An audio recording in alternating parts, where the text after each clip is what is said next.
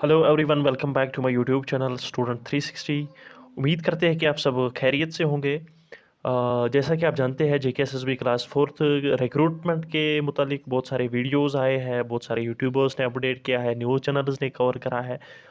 और बहुत सारे स्टूडेंट्स भी इसके साथ मुंसलिक है। हर कोई चाहता है कि हमें पता चले व्हाट्स गोइंग नेक्स्ट। तो मैं चाहूँगा कि मैं आज एक फ़ाइनल वीडियो बनाऊँ। शायद ये मेरा फ़ाइनल वीडियो होगा इस चीज़ पे, क्योंकि मैं समझता हूँ कि एक ही चीज़ को बार बार डिस्कस करना ये कोई अक्लमंदी की बात नहीं है। मैंने ऑलरेडी इस पे बहुत सारे वीडियोस बनाए हैं। एक में मैंने बताया था कि एक लीगल प्रोसीजर, एक केस लॉ को मैंने एक्सप्लेन करा था। उस हिसाब से मैंने बताया था कि जेकेएसएसबी अब जो ग्रेजुएट्स हैं वो एलिजिबल नहीं है क्लास फोर्थ के लिए। तो इस चीज़ में मैं यहाँ पे आपको बता दूँगा, मैं अपना स्टेटस चेंज नहीं करूँगा, वो एलिजिबल नहीं है। बट यहाँ पे मैं आपको बताऊँगा कि वो कैसे लिस्ट में आ सकते हैं, वो कैसे नौकरी को पा सकते हैं। वेल, देखिए, इसमें ऑलरेडी 2-3 केसेस तो चल रहे हैं क्लास फोर्थ की रिक्रूटमेंट को लेके। तो एक केस की जो जजमेंट है, कोर्ट ने अपना जो इंटेंट है वो क्लियर करा है कि जो ग्रेजुएट्स है दे आर नॉट एलिजिबल। ठीक है। लेकिन जो अभी प्रेजेंट में इसमें केसेस चल रहे हैं, उनकी जो जजमेंट है मैं आज ही आपको बता दूं कि वो क्या आने वाला है। उसमें आएगा कि ग्रेजुएट्स एलिजिबल नहीं है, बट उसके बावजूद भी ग्रेजुएट्स फाइनलिस्ट में आएंगे और नौकरी भी पाएंगे। आप जानते होंगे कि जेकेएसएसबी एक रिक्रूटिंग एजेंसी है, और रिक्रूटिंग एजेंसी का काम होता है कि जब जेईडी उसको पोस्ट्स दे, पोस्ट्स रेफ़र करे, तो उन पोस्ट्स के लिए उन पोस्ट्स को एडवर्टाइज़ करना, एडवर्टाइज़ के बाद फॉर्म लेना, उसके बाद एग्ज़ाम कराना, एग्ज़ाम के बाद मेरिट लिस्ट, मेरिट लिस्ट के बाद डॉक्यूमेंट वेरिफिकेशन, डॉक्यूमेंट वेरिफिकेशन के बाद सिलेक्शन लिस्ट। और जो फाइनल प्रोसेस होता है जेकेएसएसबी का, वो है सिलेक्शन प्रोसेस। देखिए, अगर आप सिलेक्शन प्रोसेस तक आ गए हैं, एंड मैं समझता हूँ कि आपको जो जिस भी ग्रेजुएट ने फॉर्म भरा है, अंडर ग्रेजुएट्स की तो बात क्लियर क्रिस्टल है। रिक्रूटिंग एजेंसी है, और रिक्रूटिंग एजेंसी का काम होता है कि जब जेईडी उसको पोस्ट्स दे, पोस्ट्स रेफ़र करे, तो उन पोस्ट्स के लिए उन पोस्ट्स को एडवर्टाइज़ करना, एडवर्टाइज़ के बाद फॉर्म लेना, उसके बाद एग्ज़ाम कराना, एग्ज़ाम के बाद मेरिट लिस्ट, मेरिट लिस्ट के बाद डॉक्यूमेंट वेरिफिकेशन, डॉक्यूमेंट वेरिफिकेशन के बाद सिलेक्शन लिस्ट। और जो फाइनल प्रोसेस होता है जेकेएसएसबी का, वो है सिलेक्शन प्रोसेस। देखिए, अगर आप सिलेक्शन प्रोसेस तक आ गए हैं, एंड मैं समझता हूँ कि आपको जो जिस भी ग्रेजुएट ने फॉर्म भरा है, अंडर ग्रेजुएट्स की तो बात क्लियर क्रिस्टल है। लेकिन जिस भी ग्रेजुएट ने फॉर्म भरा है, तो सिलेक्शन प्रोसेस में उनका नाम डेफिनेटली आएगा। जिस भी ग्रेजुएट ने एफिडेविट भरा है, तो सिलेक्शन लिस्ट में उनका नाम डेफिनेटली आएगा। ओके। तो ये होता है जेकेएसएसबी का रोल ख़त्म। अब एंट्री होती है जीएडी की। लेकिन यहाँ पे बहुत सारे बच्चे बोल रहे हैं कि जेकेएसएसबी के पास डेटाबेस है, वो सिलेक्शन लिस्ट में है, ग्रेजुएट्स नहीं आएंगे।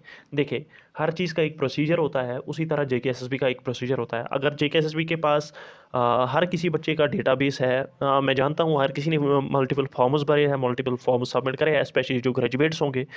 लेकिन कुछ बच्चे ऐसे भी होंगे जिन जो ओवर एज हो गए होंगे, जिनका ये लास्ट फॉर्म होगा। तो ये रही पहली बात। दूसरी बात ये है कि जेकेएसएसबी को उस डेटाबेस को कभी यूज़ नहीं करेगी। अगर वो यूज़ करती, तो फिर वो आपसे एफ़िडेविट क्यों माँगते? तो आप इस चीज़ को समझिए। आप इस चीज़ पे थोड़ा-सा अपना दिमाग लड़ाएँ। इसके बाद जो प्रोसेस है, सिलेक्शन लिस्ट आ गया, फिर जेईडी के पास फाइल जाएगी। जेईडी अपने डिपार्टमेंट्स के पास, जिस डिपार्टमेंट में आपकी सिलेक्शन हो जाएगी, क्योंकि इसके बाद आपका जब सिलेक्शन लिस्ट आएगा, तो सिलेक्शन लिस्ट के बाद में शायद, या उससे पहले या उसके बाद में, तो आपसे एक और प्रेफ़रेंस माँगी जाएगी कि आप किस डिपार्टमेंट में जाना चाहेंगे। उसमें बहुत सारे डिपार्टमेंट्स हैं, आपको वो प्रेफ़रेंस फ़िल करनी है। हमने ऑलरेडी उस पे वीडियो बनाया है, और एक वीडियो उस पे लाएँगे। ओके।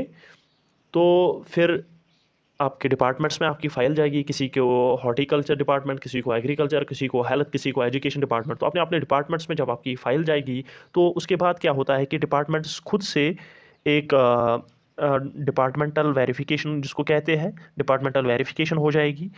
डिपार्टमेंटल वेरिफिकेशन में आपको देखेंगे कि जो चीज़ें आपने प्रोड्यूस करे हैं ऑलरेडी, जिस तरह आपने डॉक्यूमेंट वेरिफिकेशन में प्रोड्यूस चीज़ें करी है, फॉर एग्जांपल उसमें 10th आता है, 12th आता है, डोमिसाइल आता है, उसमें एफिडेविट आता है, आपकी जो बाकी डॉक्यूमेंट्स, इंपॉर्टेंट डॉक्यूमेंट्स हैं, वो चेक करेंगे। लेकिन आप जो ग्रेजुएट्स जिन्होंने यहाँ पे वो हाइड करके रखेंगे, वो डिपार्टमेंट्स के सामने भी वो चीज़ें हाइड करके रखेंगे, और डिपार्टमेंट्स कभी भी ये जान नहीं पाएंगे कि ये ग्रेजुएट है या अंडर ग्रेजुएट है।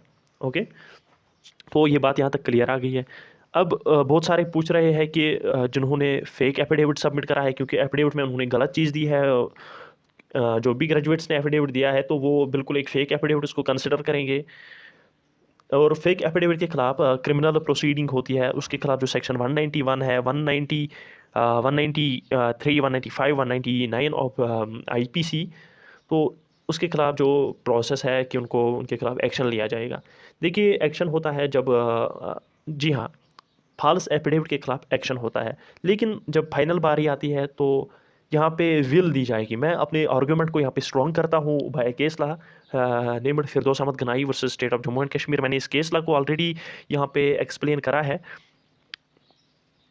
आप देख सकते हैं यहाँ पे in their affidavits both of them in categoric terms have stated that they have qualification of 10+2 and not that of graduation.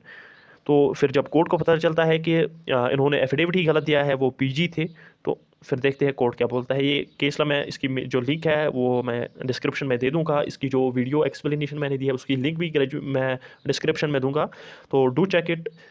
तो यहाँ पे जब कोर्ट इनको बोलता है पॉइंट नंबर 10 में, शायद 10 है, यस, तो पॉइंट नंबर 10 में इनको बोलता है the respondent shall be at liberty to proceed against the petitioner for filing a false affidavit. तो अब बारी आती है कि जो रेस्पोंडेंट्स है, फॉर एग्जांपल एसएसबी है, तो अब एसएसबी की बारी जब आती है कि आपको चेक करना है कि जो ग्रेजुएट्स है आप उनके खिलाफ एक्शन लेंगे या नहीं, तो रिक्रूटिंग एजेंसी जो एसएसबी है वो कभी नहीं चाहेगी कि उसकी वजह से किसी का करियर ख़राब हो जाएगी। खालिद जहांगीर कभी नहीं चाहेंगे कि उसकी वजह से किसी कैंडिडेट का जो कैरियर है जिसको 10-20 साल बनाने में लगे वो ख़राब हो जाए, ठीक है। तो ये यहाँ तक बात क्लियर होती है। अब एक प्रोसेस है कि देखिए, हर एक जब कोई एम्प्लॉई लगता है, जब कोई एम्प्लॉई गवर्नमेंट एम्प्लॉई बन जाता है, तो उसको एसआरओ के थ्रू एसआरओ उसको एक प्रोबेशन पीरियड दिया जाता है। अब 2 साल का है, जिस तरह क्लास 4th में 2 साल का प्रोबेशन पीरियड है। इसमें देखते हैं कि आपका एक्ट कैसा रहेगा। तो जब भी अगर वो देखिए, अगर वो बाद में भी आ गए या इस प्रोबेशन पीरियड में किसी भी, for example we have 2 persons, person A, person B. Person A की सिलेक्शन हो गई है, पर्सन बी इसका फ्रेंड है, रिश्तेदार है, नेबर है। तो जब पर्सन बी को पता चलेगा, क्योंकि ये क्लास 4th का केस ये हर कोई जानता है, बच्चे से लेकर बूढ़े तक इसको जानते हैं। तो जब बी आपके खिलाफ एक्शन करेगा, आपके खिलाफ रिट करेगा, कंप्लेंट करेगा कि ये कैसे पॉसिबल हो गया कि एक ये जो ग्रेजुएट है ये कैसे आपने 12th बेसिस पे इसको एंटर करा है, तब बारी आती है इंडिविजुअल कैपेसिटी में। अगर आपको कोई रिट करेगा, आपके खिलाफ केस करेगा कि ये कैसे सिलेक्शन हो गई इसकी, तो तब बारी आती है डिपार्टमेंट की, तब बारी आती है कोर्ट्स की। तो वो फिर इस चीज़ को देखेंगे कि ये ग्रेजुएट है, चाहे उसको फिर इंडिविजुअली आपको हर चीज़ देखना पड़े या कुछ भी वो करके आपसे वो डेटाबेस निकाल सकती है। किसी भी वजह से अगर उनको किसी भी तरीके से उनको पता लगता है कि आप ग्रेजुएट है, तो उस टाइम पे मुझे लगता है कि आपको अपनी नौकरी से हाथ धोना पड़ेगा। तो ये है ग्राउंड रियलिटीज़, जो आज ऑन ग्राउंड जो चीज़ें होती है, मैंने सोचा कि आपको मैं बता दूँ कि क्या प्रोसेस रहेगा इसका। तो बाकी अगर आपको कोई क्वेरीज़ है, कोई क्वेश्चंस है, डू कमेंट, मैं आंसर करने की पूरी कोशिश करूँगा। एंड अगर आपको हमारा ये काम पसंद आता है तो please subscribe our YouTube channel, share this video on other platforms, Facebook, we are also on Facebook at student 360, do like our page and thank you so much for watching this video.